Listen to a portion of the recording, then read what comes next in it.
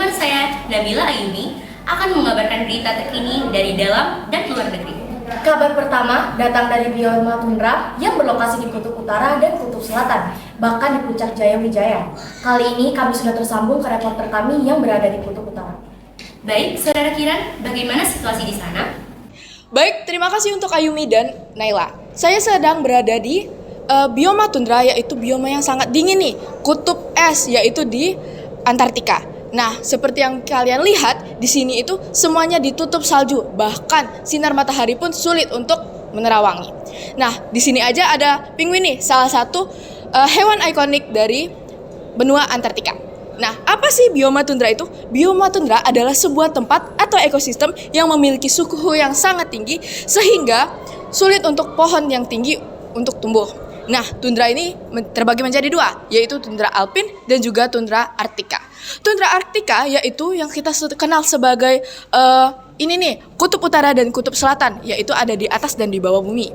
Nah, Arktika sendiri berasal dari suatu konstelasi yang mengacu pada bintang utara atau juga disebut dengan beruang besar.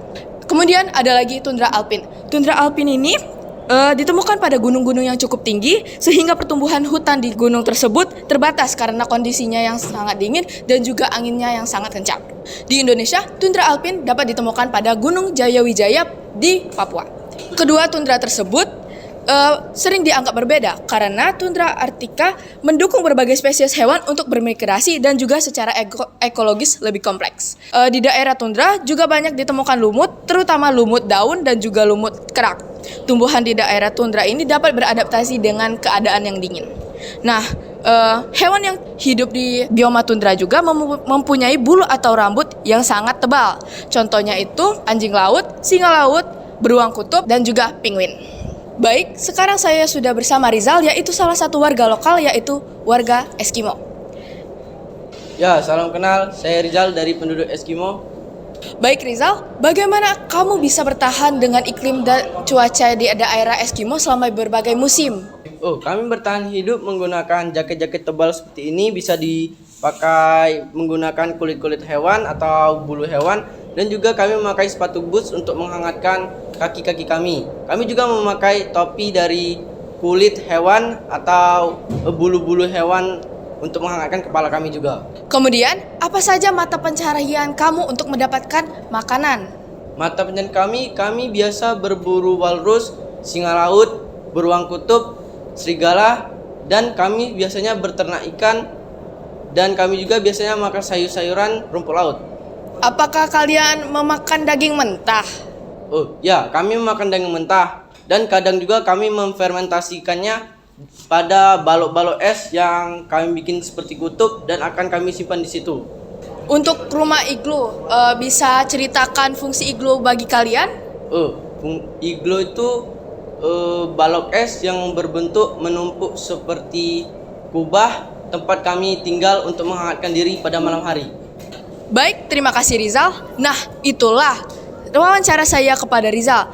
Untuk selanjutnya, kami kembalikan ke studio. Baik, terima kasih Kiran atas laporannya. Dan sekarang kami sudah tersambung ke Saudari Alifa yang akan melaporkan langsung dari bioma taiga. Baik pemirsa, sekarang saya sudah berada di hutan boreal di Kanada yang merupakan salah satu bioma taiga yang ada di dunia. Taiga atau hutan boreal didominasi oleh hutan pinus yang berdaun jarum. Daerah taiga dicirikan dengan musim dingin yang sangat panjang dan musim panas yang singkat. Pada musim dingin, air berubah menjadi es dan tumbuhan yang mampu hidup hanya sedikit. Hutan boreal terbentang luas di belahan bumi utara, seperti di Siberia Utara, Rusia, Kanada Tengah, dan Jepang bagian utara.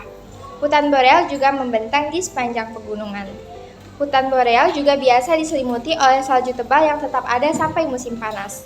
Fauna yang terdapat di daerah taiga yaitu rusa, beruang hutan, harimau Siberia, dan lain sebagainya. Kembali ke studio. Baiklah, laporan dari Saudari Alifa tadi menjadi penutup sesi berita pada hari ini. Saksikan terus berita terkini hanya di Sambal TV.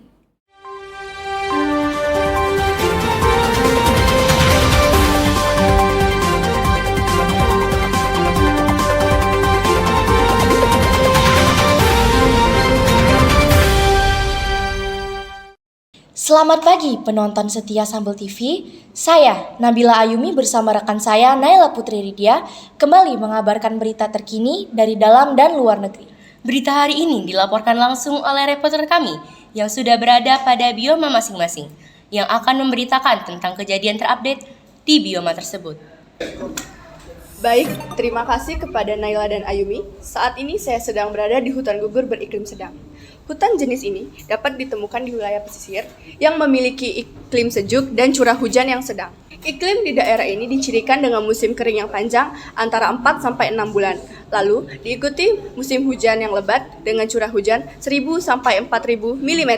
Kawasan hutan gugur beriklim sedang dapat ditemukan di daerah Eropa Barat, Tiongkok Timur Laut, Korea Selatan, Jepang, Selandia Baru, Laut Chile Selatan, dan Amerika Serikat bagian timur.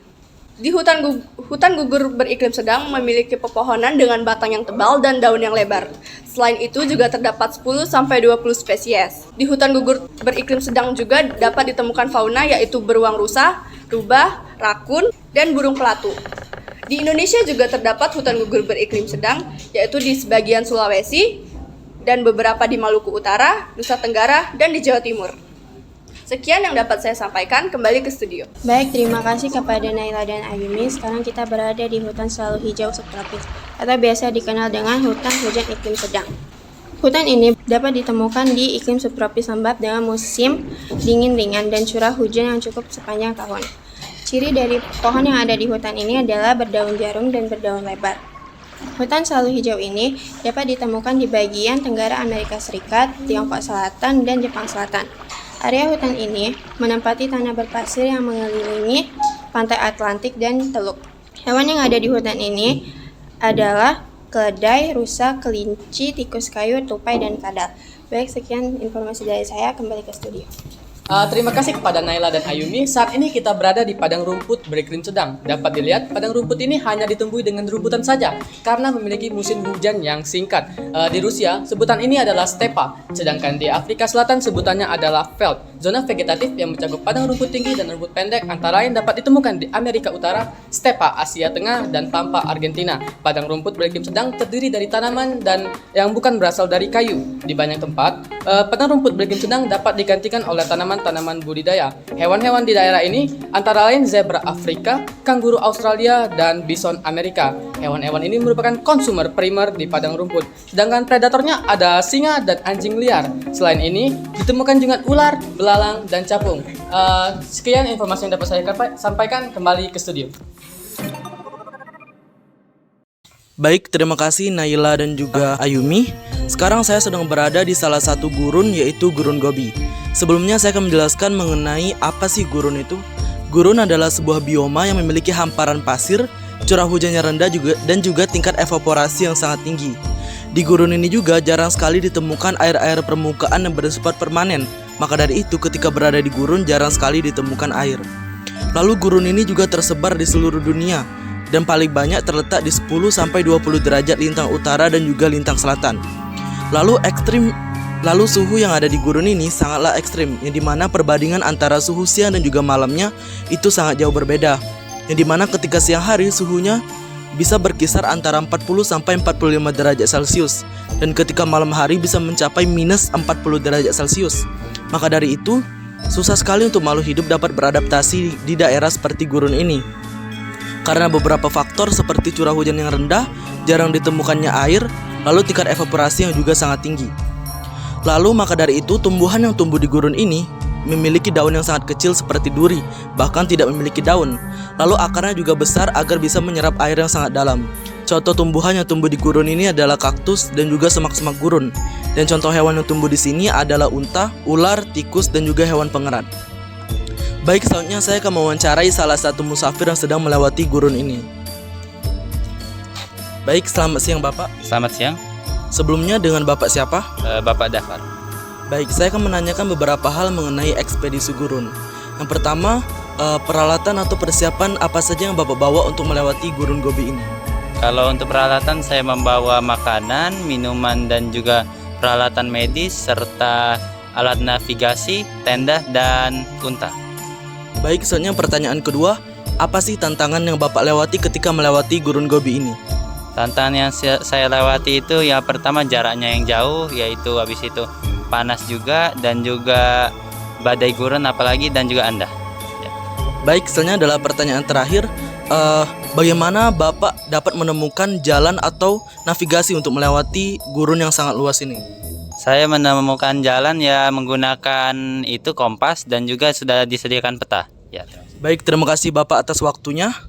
Selanjutnya berita akan dilanjutkan dengan Frani di hutan gugur tropis. Baik, terima kasih kepada Sahlan dari Bioma Gurun. Jadi di sini saya sedang berada di wilayah Thailand yang memiliki bioma hutan gugur tropis atau sering dikenal dengan hutan tropis sedang. Jadi wilayah ini memiliki suhu sekitar 15 sampai 20 derajat lintang selatan dan memiliki curah hujan yang sangat sedang. Nah, baik, jadi di sini saya akan mewawancarai salah satu petani anggur di wilayah ini. Baik, dengan Bapak siapa? Perkenalkan, nama saya Bapak Valentino sebagai petani anggur. Dalam berpetani anggur biasanya berapa sih penghasilannya dalam per bulannya? Kalau untuk di daerah sini, petani anggur itu biasanya gajinya itu sekitar 20 sampai 40 juta per tahun. Dalam berpetani anggur sendiri, apa sih kendalanya? Untuk kendala itu kayak yang kita tahu, anggur itu kan mudah terkena hama. Jadi itu aja sih paling kendalanya. Bagaimana penanganannya kalau sering terkena hama begitu? Kalau untuk saya, penanganannya itu paling diberi pestisida aja secukupnya. Untuk di wilayah sini kan Bapak sudah sering kan berada di sini. Apa sih pohon-pohonnya tuh bagaimana berbentuknya atau tinggi dari pohon tersebut? Kalau untuk pohon di sini itu tingginya 20 sampai 25 meter sih yang saya tahu. Baik, terima kasih kepada Bapak Valentino telah meluangkan waktunya dalam wawancara ini. Baik, terima kasih. Di sini saya melaporkan dari padang rumput tropis yang dapat ditemukan di Afrika, Amerika Selatan, Australia Utara, Asia Tenggara, dan Karibia. Bioma padang rumput tropis adalah salah satu ekosistem yang menonjol, memiliki perubahan yang mencolok antara musim kering dan musim basahnya. Di dalamnya rumput tinggi mendominasi pemandangan, sedangkan pohon dan semak-semak jarang terlihat kecuali di dekat sumber air. Flora dan fauna di bioma ini beradaptasi dengan cara yang unik, yaitu dengan akar yang dalam serta daun yang tahan terhadap kekeringan. Fauna di bioma ini sangatlah beragam, seperti terdapat singa, jerapah, zebra, dan berbagai burung lainnya. Mereka telah beradaptasi dengan kebutuhan air yang rendah selama musim kemarau yang panjang.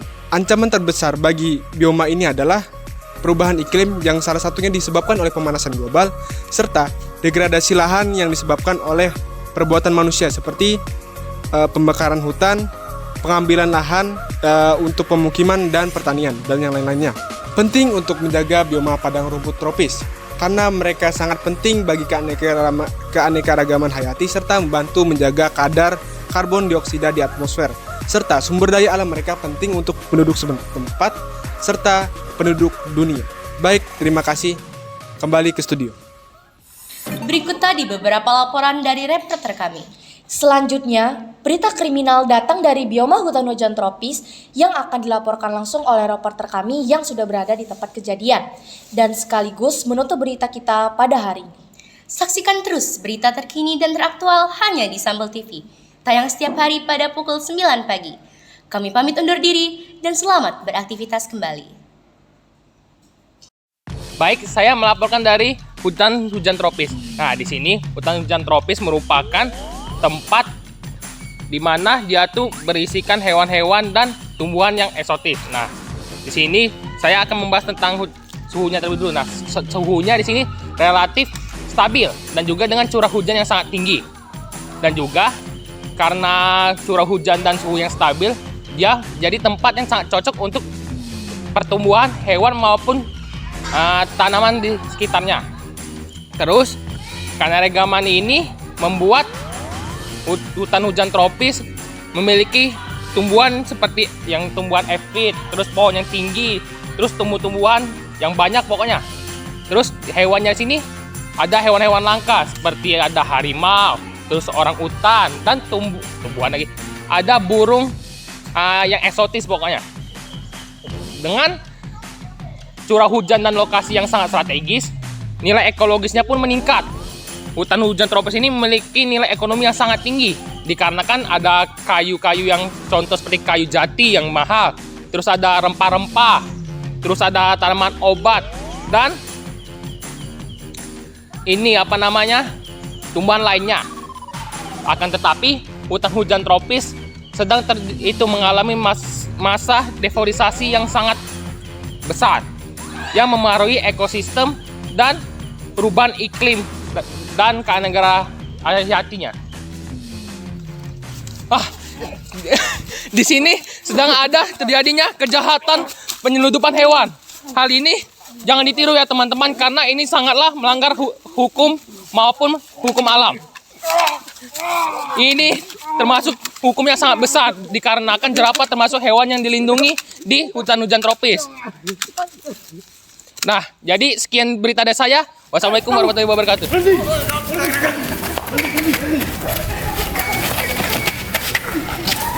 Baik. Sudah terjadi penangkapan.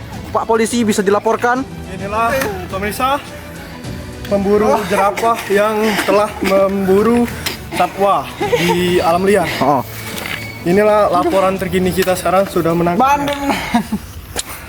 Jadi untuk semua orang jangan sekali-sekali berburu hewan. Jadi tanggung akibatnya seperti dia.